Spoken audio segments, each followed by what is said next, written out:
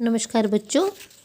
पद परिचय की पिछली वीडियो में हमने ये जाना था कि पद जो है उसकी परिभाषा क्या है, पद किसे कहते हैं। फिर उसके बाद हमने ये समझा था कि पद परिचय क्या होता है, कि व्याकरण की दृष्टि से जब पद की पूरी जानकारी देते हैं तब वो पद परिचय कहलाता है। तो किस चीज़ का संज्ञा पद का पद परिचय में कौन कौन सी चीज़ें हमें बतानी पड़ती हैं, सर्वनाम पद के पद परिचय में कौन कौन सी चीज़ें बतानी पड़ती हैं, विशेषण क्रिया और क्रिया विशेषण आदि के पद परिचय में हम क्या क्या चीज़ें बताते हैं। ये तीन जो संबंधबोधक, समुच्चयबोधक और विस्मयादिबोधक हमने आपको नहीं करवाना है। तो ये पद परिचय कैसे दिया जाता है ये हमने आपको उदाहरण के रूप में बता दिया था। तो पद परिचय की परिभाषा भी आपको बता दी थी। अब हम अगली वीडियो में आगे का अध्याय पढ़ते हैं। अब पद परिचय कैसे दिया जाता है इस वीडियो में समझेंगे। आइए अब कुछ उदाहरणों के द्वारा हम इसे समझें। संज्ञा का पद परिचय। अब यहाँ पे लक्ष्मीबाई झांसी की रानी थी। अब यहाँ पे संज्ञा शब्द कौन कौन से हैं? लक्ष्मीबाई, झांसी और रानी, ये तीनों ही संज्ञा शब्द हैं। अब हमने तीनों संज्ञा पदों का, शब्दों नहीं पदों का पद परिचय देना है। पहला संज्ञा पद है लक्ष्मीबाई। तो लक्ष्मीबाई में पहले हमने उसकी संज्ञा का भेद बताना पड़ेगा, क्योंकि लक्ष्मीबाई स्पेशल नाम है तो वो व्यक्तिवाचक संज्ञा हो गई। फिर इसका लिंग कौन सा है? ये औरत है तो ये स्त्रीलिंग हो गई। फिर वचन की बात हम करते हैं, वचन एक व्यक्ति की बात हो रही है तो ये एक वचन हो गई, है ना। तो हमने इसका ये तीन चीज़ों से इसका संज्ञा का इंट्रोडक्शन यानी पद परिचय दे दिया। अब दूसरा हमारा संज्ञा शब्द है झांसी। अब झांसी भी किसी खास शहर का नाम है तो व्यक्तिवाचक संज्ञा हो गई। लिंग के अनुसार झांसी जो है स्त्रीलिंग शब्द है, और वचन के अनुसार एक ही झांसी की बात हो रही है तो वो एक वचन शब्द आ गया।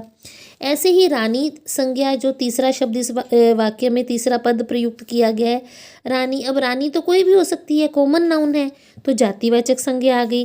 रानी क्योंकि स्त्री की बात हो रही है तो स्त्रीलिंग शब्द आ गया, और एक ही रानी की बात हो रही है तो वो एक वचन शब्द आ गया। तो ये हमारी संज्ञा का पद परिचय हो गया। अब सर्वनाम का पद परिचय कैसे देते हैं? जैसे ये वाक्य है, मैं कल ही दिल्ली से लौटा हूँ, उसमें मैं जो है सर्वनाम शब्द है। अब मैं की परिभाषा देते हुए पहले हमें उसका भेद बताना पड़ेगा। ये उत्तम पुरुषवाचक सर्वनाम है, ये इसका भेद हो गया। फिर हमने इसका लिंग बताना है। मैं जो है वो पुल्लिंग शब्द है, क्योंकि लौटा हूँ तो जो लड़का है वो बात कर रहा है तो वो पुल्लिंग शब्द हो गया। मैं जो है केवल एक व्यक्ति के बारे में बात हो रही है तो वो एक वचन हो गया। लौटा हूँ, अगर लौटे हैं तो बहुवचन होता, लौटा हूँ यानी एक वचन, एक व्यक्ति की बात हो रही है। और क्रिया का अर्थ, क्रिया का कर्ता, यानी लौटने की क्रिया किसने की है? मैंने, है ना। तो मैं उस क्रिया को करने वाला यानी क्रिया का कर्ता है। और अब इसमें कारक बताना है कि कारक दिल्ली से लौटा हूँ यानी दिल्ली छोड़कर यहाँ आया हूँ, तो ये से जो परसर्ग है ये अपादान कारक है, तो हमने उसका कारक भी बता दिया। ठीक है। अब यहाँ अगर हम कारक बताते झांसी की रानी तो यहाँ संबंध कारक होता, है ना। चलिए अब दूसरा वाक्य है, वह पढ़ रहा है। अब वह जो शब्द है सर्वनाम शब्द है। अब पहले हम इसका भेद बताएंगे कि वह कौन है, क्योंकि ना मेरी बात हो रही है ना तुम्हारी, किसी अन्य की बात हो रही है। वह, तो जो वह है वो अन्य पुरुषवाचक सर्वनाम है। पढ़ रहा है यानी किसी आदमी की बात हो रही है, मेल पर्सन की, तो वह जो है पुल्लिंग है। फिर एक व्यक्ति की बात हो रही है तो वो एक वचन है। अब क्रिया हो रही है पढ़ने की, तो कौन पढ़ रहा है? वह पढ़ रहा है, तो यानी वह जो है वो क्रिया करने वाला व्यक्ति है, तो पढ़ रहा है क्रिया का ये करता है, कर्ता कारक आ गया। ठीक है, पढ़ रहा क्रिया का करता है। उसके बाद है शब्द है, तो ये काल कौन सा है? वर्तमान काल की बात हो रही है। अगर वह पढ़ रहा था होता तो भूतकाल की बात होती है ना, तो ये है शब्द है तो वर्तमान काल है। जैसे लक्ष्मीबाई झांसी की रानी थी जो है, अगर यहाँ काल की बात करेंगे तो यहाँ भूतकाल की बात हो रही है। अगला हम देखते हैं विशेषण का पद परिचय कैसे दिया जाता है। अब यहाँ है, मेरे पास दो पुस्तकें हैं जो धार्मिक हैं।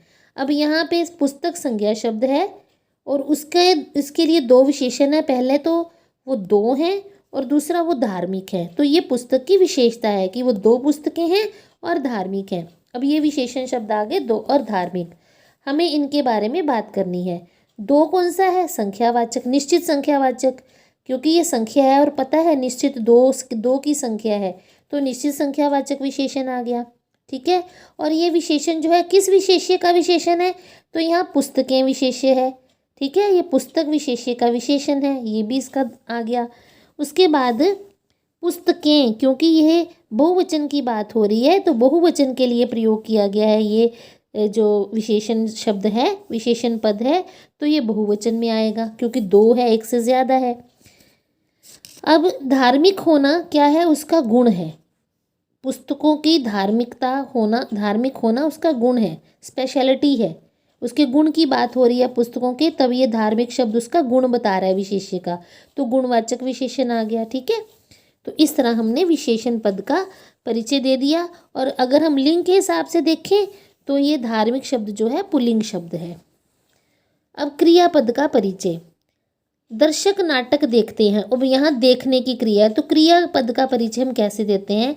अब क्रियापद है हमारा देखते हैं। पहले तो हम देखेंगे कि कौन सी क्रिया है, सकर्मक है, कर्मक है। हम यहाँ पे प्रश्न लगाते हैं क्या देखते हैं, तो उत्तर मिल रहा है नाटक। कर्म है इसमें, तो इसका मतलब ये सकर्मक क्रिया है। ठीक है, अब दर्शक देखते हैं, अधिक जनों के देखने की बात हो रही है, तो ये बहुवचन आ गया। है शब्द है, क्रिया वर्तमान में घटित हो रही है, तो वर्तमान काल की बात आ गई। ठीक है ना। अब ये क्रिया विशेषण का पद परिचय कैसे दिया जाता है, कछुआ धीरे धीरे चलता है, क्योंकि क्रिया विशेषण की परिभाषा होती है कि जो विशेषण क्रिया की विशेषता बताते हैं वो क्रिया विशेषण कहलाते हैं। अब यहाँ क्रिया है चलता है, और चलने की विशेषता क्या है कि धीरे धीरे। ठीक है ना। अब धीरे धीरे किस प्रकार से चलता है, ये रीतिवाचक क्रिया है, यानी क्रिया विशेषण का कौन सा भेद है, रीतिवाचक क्रिया विशेषण है। ठीक है, क्रिया का क्रिया विशेषण है। उसके बाद ये क्रिया कौन सी है, अगर हम यहाँ चलता है से पहले क्या लगाते हैं, क्या चलता है, कौन चलता है, तो कछुआ। क्या चलता है, क्या का हमें जवाब नहीं मिल रहा, यानी इस क्रिया में कर्म नहीं है, तो ये क्रिया कौन सी हो गई, अकर्मक क्रिया। इस तरह हम क्रिया विशेषण का पद परिचय देते हैं। इसके बाद वाला जो हमने संबंध बोधक वाला और ये वाला समुच्चय बोधक और विस्मयादि बोधक वाला आपके सिलेबस में जैसे मैंने बताया नहीं है, तो हम ये नहीं करेंगे। बस आपने इन उदाहरणों से यही समझना है कि संज्ञा पद का पद परिचय कैसे दिया जाता है, सर्वनाम का कैसे दिया, विशेषण का कैसे दिया, क्रिया का कैसे दिया और क्रिया विशेषण का परिचय कैसे दिया। ये 5 तरह के पद परिचय हमने आपको बताए हैं।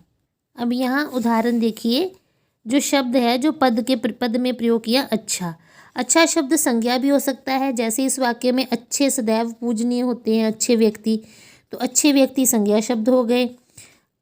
अच्छा विशेषण के रूप में भी प्रयोग होता है, वह अच्छा गायक है, गायक विशेष्य है तो अच्छा उसका विशेषण है। अब अच्छा जो है क्रिया विशेषण भी हो सकता है, जैसे रवीना भाषण प्रतियोगिता में अच्छा बोली, बोलने की क्रिया और कैसे बोली, अच्छा बोली, उसका क्रिया विशेषण शब्द है। ठीक है ना। इस तरह एक शब्द जो है वो संज्ञा भी हो सकता है, विशेषण भी हो सकता है, क्रिया विशेषण भी हो सकता है। हमने सिर्फ ये ध्यान देना है कि उसका प्रयोग वाक्य में कहाँ पर हुआ है। ठीक है ना, विशेषण के तौर पर हुआ है, संज्ञा के तौर पर हुआ है या क्रिया विशेषण के तौर पर हुआ है, तो हम फिर उसी हिसाब से उसका पद परिचय देंगे। ऐसे ही ऐसा शब्द जो है संज्ञा भी हो सकता है, ऐसों से बात करना व्यर्थ है, ऐसे व्यक्तियों से, तब तो वो ऐसा जो है संज्ञा शब्द कहलाएगा। अगर हम देखें ऐसा कभी मत करना, तो ये ऐसा शब्द इस वाक्य में सर्वनाम की भूमिका निभा रहा है। अगर हम सोचें ऐसा सोचना भी पाप है, तो यहाँ पे ऐसा शब्द जो है विशेषण की भूमिका निभा रहा है। सांप देखकर मैं ऐसी भागी कि घर जाकर ही रुकी, तो यहाँ पे जो ऐसी भागी भागना क्रिया है, तो ये क्रिया की विशेषता बता रहा है ये शब्द, उस समय ये क्रिया विशेषण का कार्य कर रहा है। तो हमें ये जानना होगा कि जो शब्द जिसका पद परिचय हम दे रहे हैं वो वास्तव में किस शब्द की भूमिका निभा रहा है। अगर वो संज्ञा शब्द की भूमिका निभा रहा है तो हम संज्ञा की परिभाषा देंगे, संज्ञा का पद परिचय बताएंगे। अगर वो वाक्य में वो शब्द जो है, वो पद जो है सर्वनाम की भूमिका निभा रहा है, तो फिर हम वहाँ पे सर्वनाम के अनुसार उसकी पद परिचय देंगे। और अगर वो वाक्य में क्रिया विशेषण या क्रिया विशेषण की भूमिका निभा रहा है, तो उसके अनुसार ही उसके पद परिचय के बारे में बताएंगे। तो ये आपको वाक्य पढ़कर निर्णय लेना होगा कि वो पद असल में है क्या, संज्ञा है, सर्वनाम है, क्रिया है, विशेषण है या फिर क्रिया विशेषण है, और जो भी उसका पद होगा उसी के अनुसार उसका पद परिचय दिया जाएगा। तो आज का अध्याय हम यहीं समाप्त करते हैं। अब हम इसका पुस्तक कार्य और अभ्यास कार्य करेंगे, उससे आपकी और अच्छी प्रैक्टिस हो जाएगी। तो उम्मीद है आप इस अध्याय को अच्छे से समझ पाएंगे। धन्यवाद।